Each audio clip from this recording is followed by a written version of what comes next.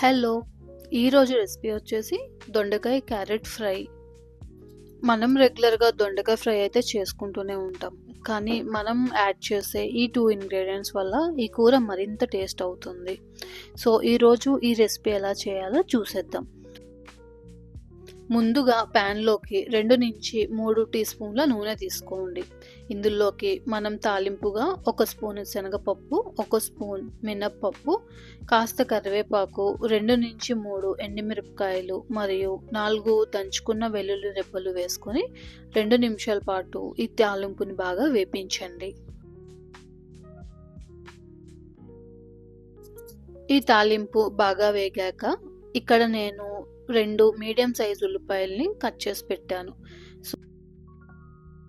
ఈ ఉల్లిపాయలు golden brown వచ్చేంత వరకు మీడియం ఫ్లేమ్‌లో పెట్టి వేపించండి.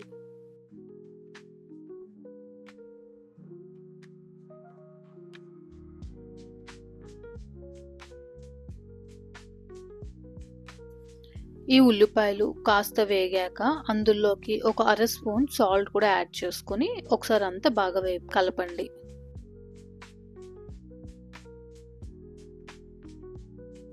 వేపించిన ఈ ఉల్లిపాయల్లోకి మనం కోసిపెట్టుకున్న 300 గ్రాముల దొండకాయ ముక్కల్ని వేసుకుని బాగా వేపించండి.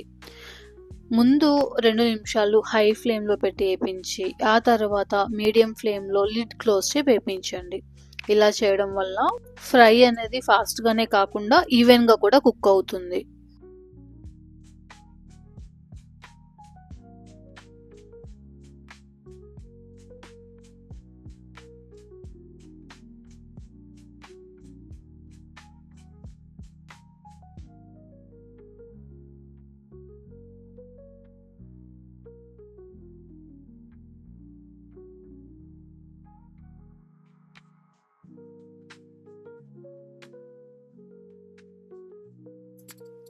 ఈ దొండకాయ ముక్కలు ఫ్రై అవ్వడానికి మనకి సుమారుగా ఒక 10-15 నిమిషాలు పడుతుంది.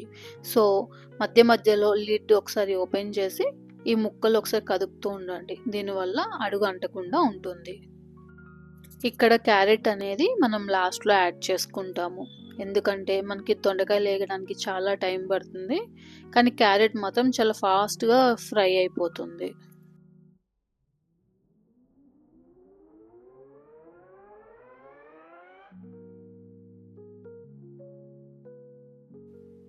దొండకాయ ముక్కలు బాగా వేగాక ఒక అర స్పూన్ పసుపు కూడా వేసుకొని కూరనంతా మరొకసారి శుభ్రంగా కలుపుకోండి.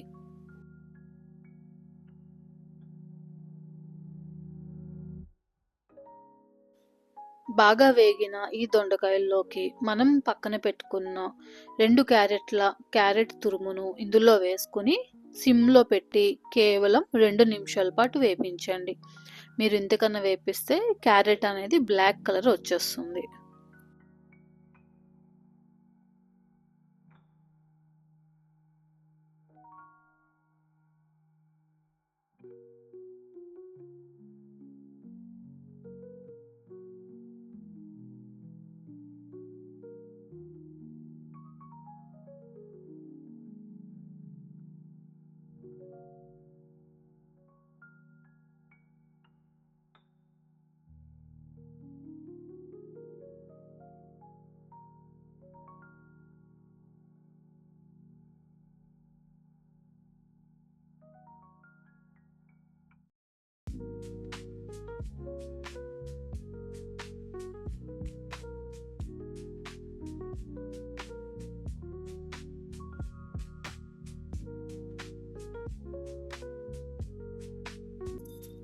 చివరిగా ఇందులోకి 2 స్పూన్ల ఎండు కొబ్బరి పొడిని వేస్తున్నాను.